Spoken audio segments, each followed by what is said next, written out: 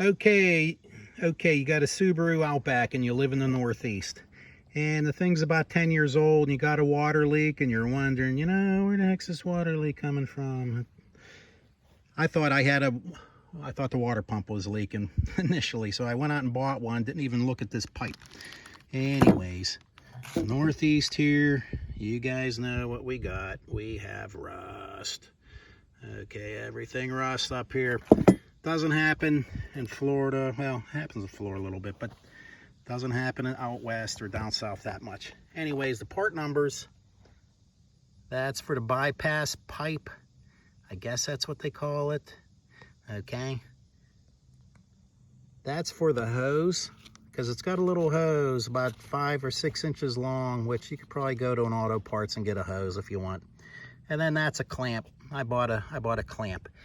Anyways, this tubing, it's like 80 some bucks. Okay, it's friggin' thing.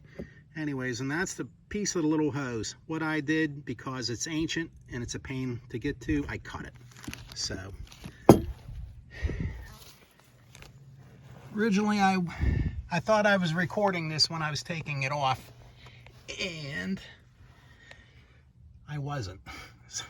So anyways, I'm in the middle of putting it back together.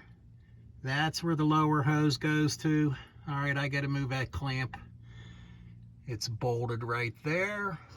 Okay, and then it wiggles itself up underneath the head, and it goes up that way. All right, let me go back up. You got to raise the engine. There's like no way to do it otherwise. And what you got to do is, on the motor mount, on the passenger side, you just got to loosen it.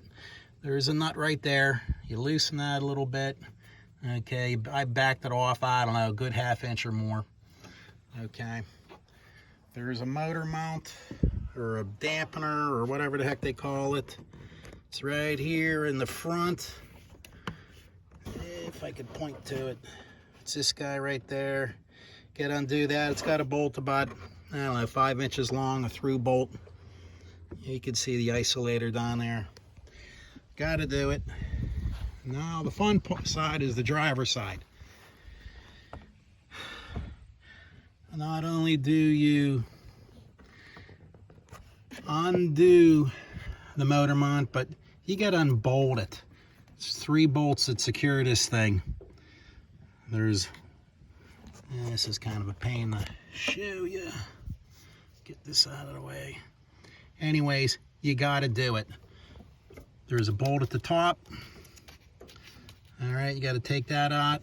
There's a bolt over there in the bottom heading towards the rear, and then there's a real long bolt. If I can get this thing right there. That guy right there is about, he's probably 6 inches long or so. You got to undo it, but it won't come out because, hey, the frame's right there. It's right in the way. So you got to leave it. You got to leave it there. But when you unbolt the motor mount from there, from right there, you can pull the motor mount up, get it out of the way, because you have to. If I could get this camera down there.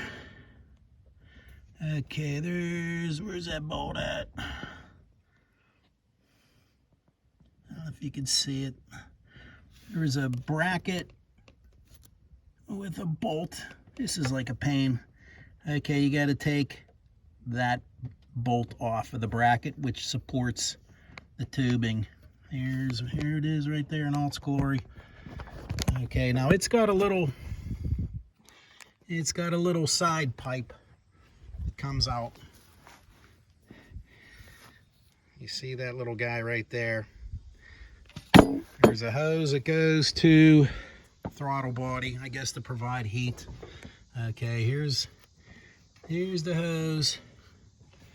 That's where it goes.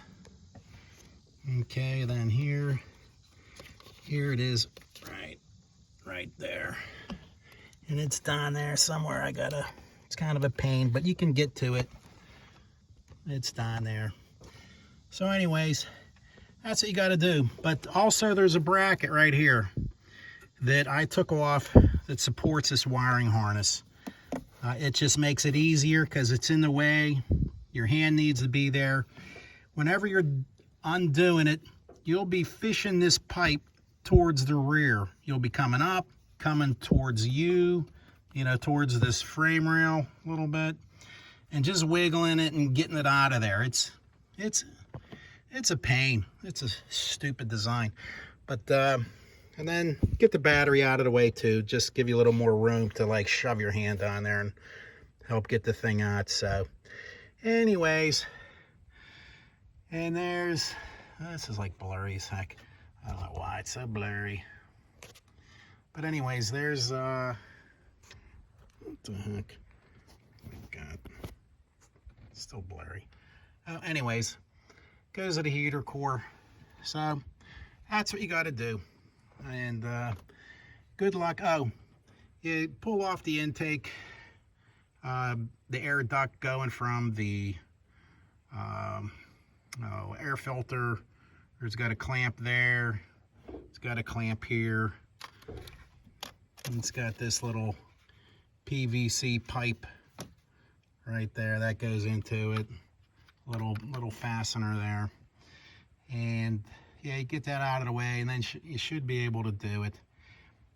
But as I said, people living out west or down south, you'll probably won't have to do any of this. But if you live in the Northeast, you'll be doing it sometime because all the road salt. Anyways, hope it helps somebody. Oh yeah. Let me show you how much I got this blocked up.